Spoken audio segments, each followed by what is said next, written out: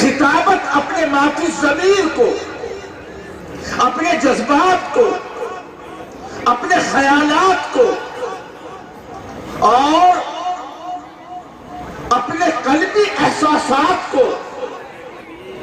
ایک اچھے ڈھنگ میں، ایک اچھے اسلوب کے ساتھ اپنے سامعین اور مخاطبین کے سامنے بیان کرنے کا نام ایک اچھی خطابت۔ ہمارے بزرگوں نے، خاص طور پر مجھے یاد پڑتا ہے مولانا احمد علی جالندھری یا محمد علی جالندھری رحمت اللہ علیہ، فرمایا کرتے تھے کہ سب سے عمدہ مؤثر خطابت وہ ہے جسے سامعین پوری طرح سے سمجھ سکے، اسی لب و لہجے میں، اسی سادگی کے ساتھ، اسی عام فہم انداز میں، جیسے ہمارے مخاطب ہو، جیسے ہماری بات کو سننے والے جو لوگ ہیں،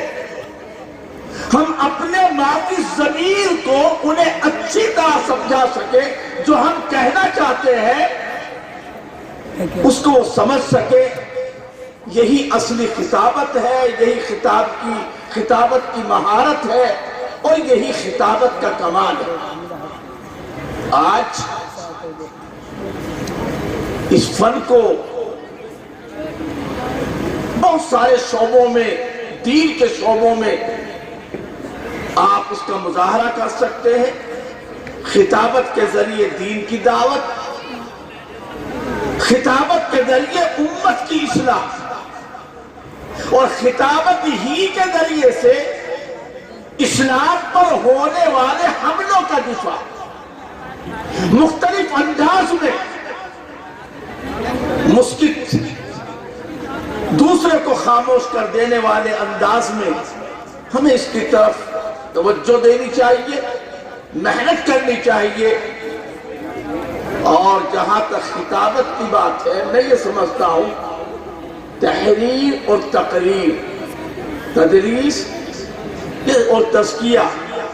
یہ تمام کے تمام شعبے دین کے ہیں، لیکن تقریر کو، زبان سے دین کی تبلیغ کو، اس لیے نہیں کہ میرے ساتھ لفظ مبلغ جڑا ہوا ہے، بلکہ قرآن مجید کو پڑھیے، اللہ پاک نے جہاں جہاں یہ فرمایا قل هو اللہ احد قل یا ایھا الکافرون،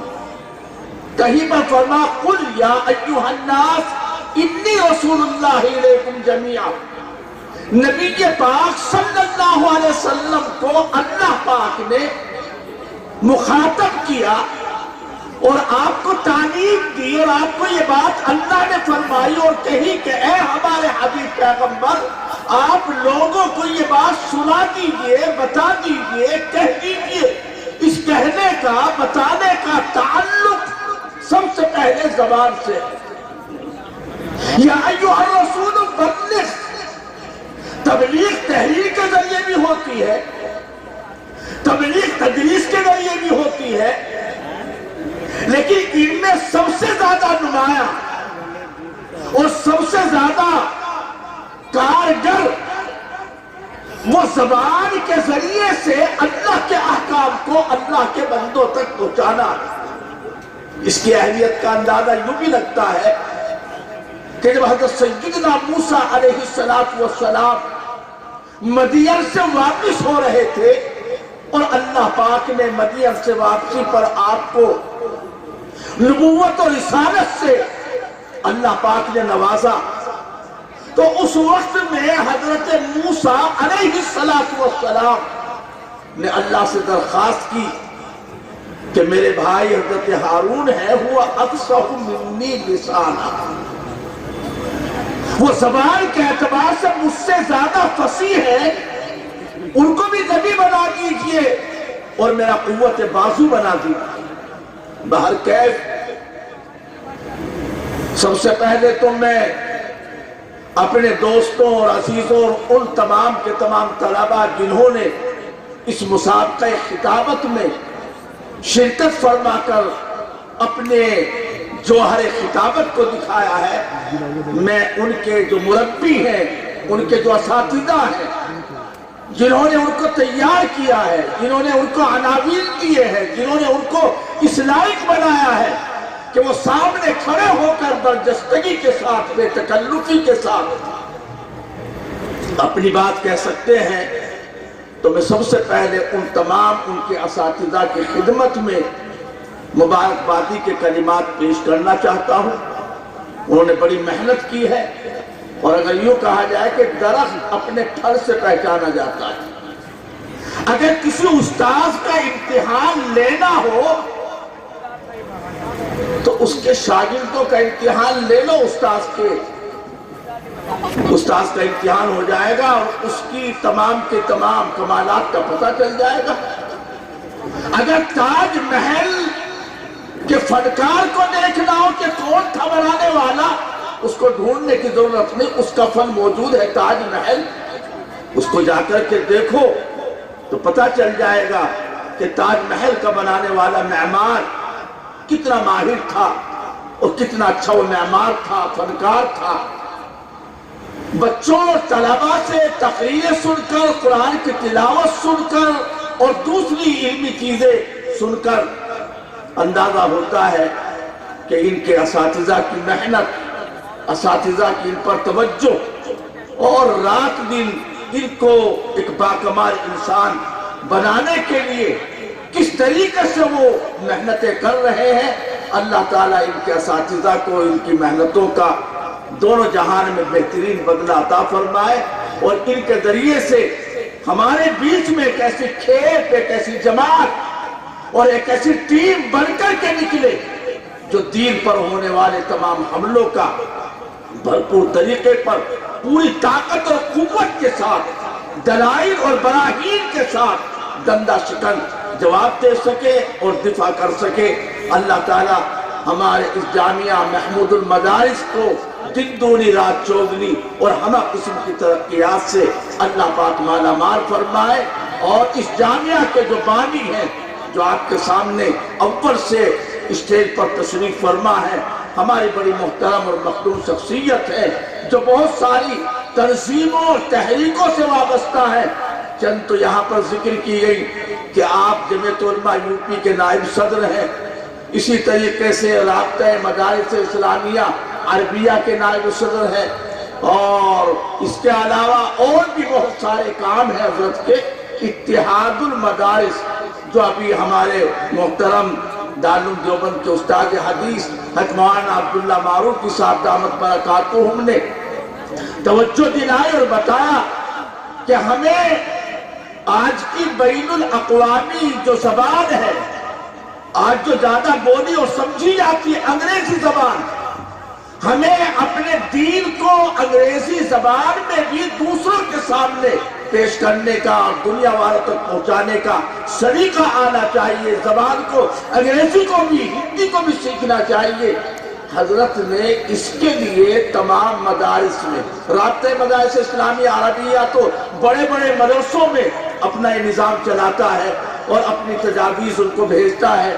لیکن حضرت نے کہا کہ ہمارے جو چھوٹے چھوٹے مکاتب، جو قریہ قریہ، گاؤں گاؤں، بستی بستی، جہاں نورانی قاعدہ پڑھایا جاتا ہے،